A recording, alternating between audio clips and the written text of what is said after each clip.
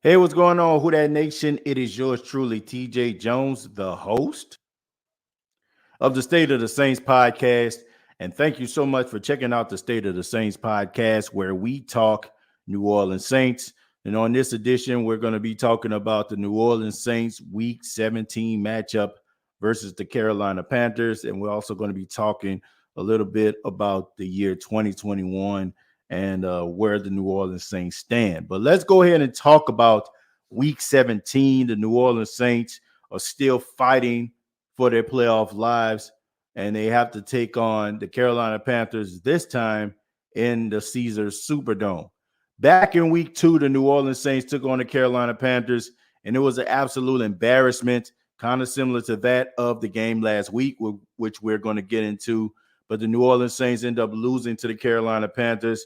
I mean, the Carolina Panthers rushed Jameis Winston. They had him turning the ball over, and there was very little that the New Orleans Saints can do in that game, and they end up losing.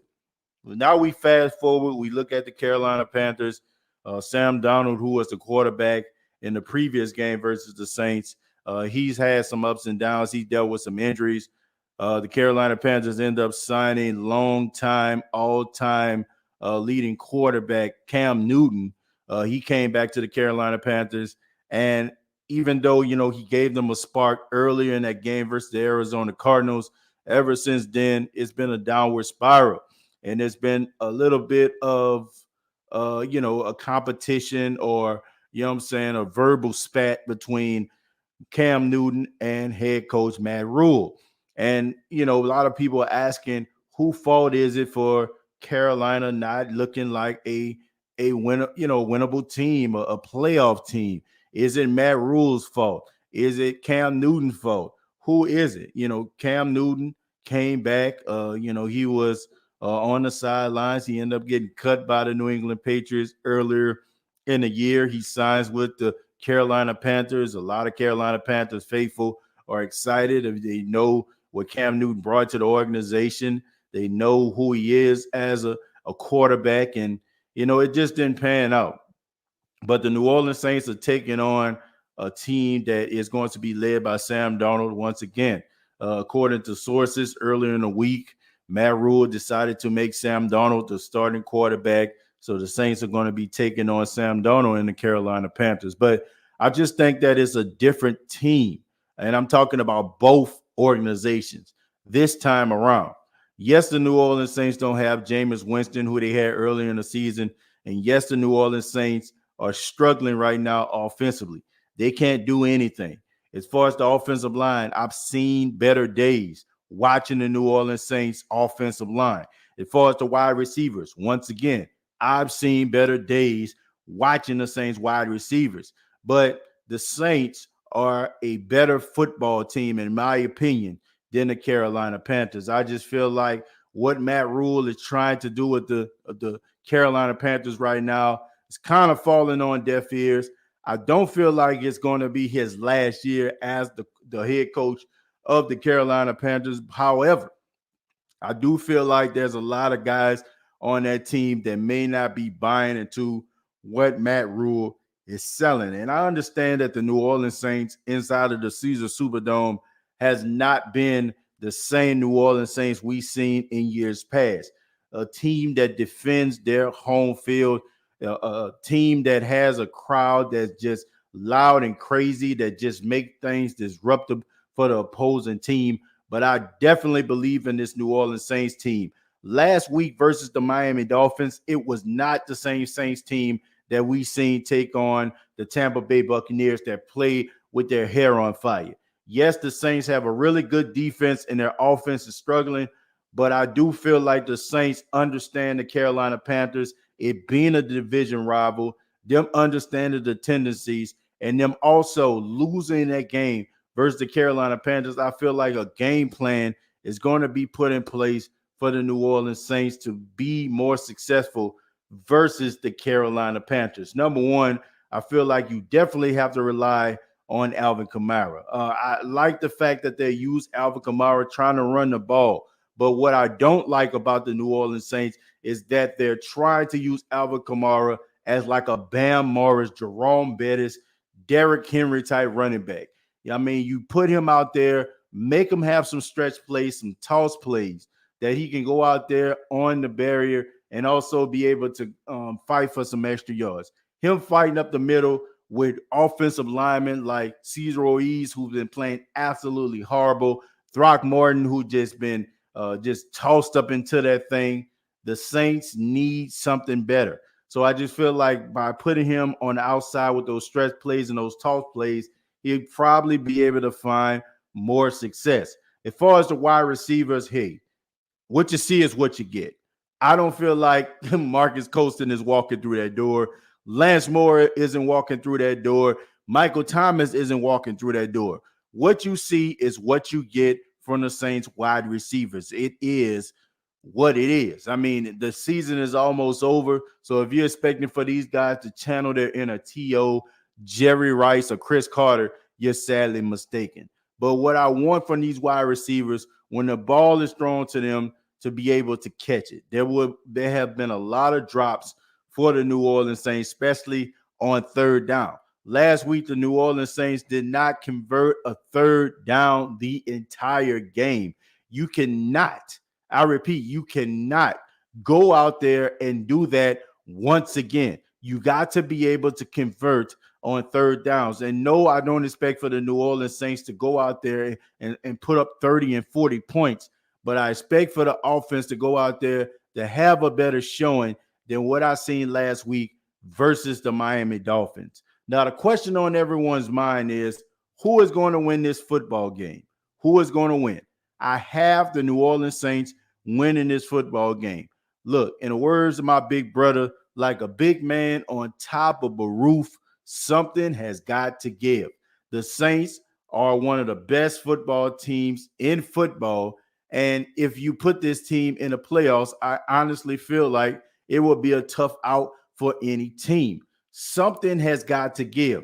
This is a team that if they had a suitable quarterback can go to the playoffs and make some noise. I do feel like the New Orleans Saints are better than the Carolina Panthers. With Carolina dealing with all of the issues that they're dealing with, I just feel like the Saints will be up to the challenge. So I do have the Saints winning this football game. I think it's going to be close, and I think it's most likely going to come down to a field goal. But the New Orleans Saints will continue to fight as if they did the entire season, and I expect for them to try to win this football game and try to make a playoff push at least. But Who Dat Nation 2021 is in the books. We're in the year of 2022, and there's been a lot of ups and downs for the New Orleans Saints. There's a lot of things that I want to address that I didn't get opportunity to address this week. Number one, I want to say rest in peace to the legendary John Madden. A lot of people know what John Madden meant to the game of football. Some of you probably had the opportunity to watch John Madden as a head coach. Some of you, like myself, had the opportunity to watch John Madden as a color commentator on Fox for all those years, and also had the opportunity to play Madden football on a video game console of your choosing. John Madden definitely is a pioneer when it comes to football. To me, he is the Michael Jordan of the NFL. I mean, just like Michael Jordan hasn't played basketball since 2003. But when you look at it, you know what I'm saying, everybody's still wearing his shoes. John Madden wasn't a coach, I want to say, since the late 70s, but still, people are buying his video games and people are still playing it to this day. John Madden left a legacy behind. There are a lot of people that appreciate everything that he brought to the game, including myself. So I want to say rest in peace to the legendary John Madden. Also, I want to say rest in peace to the legendary Betty White.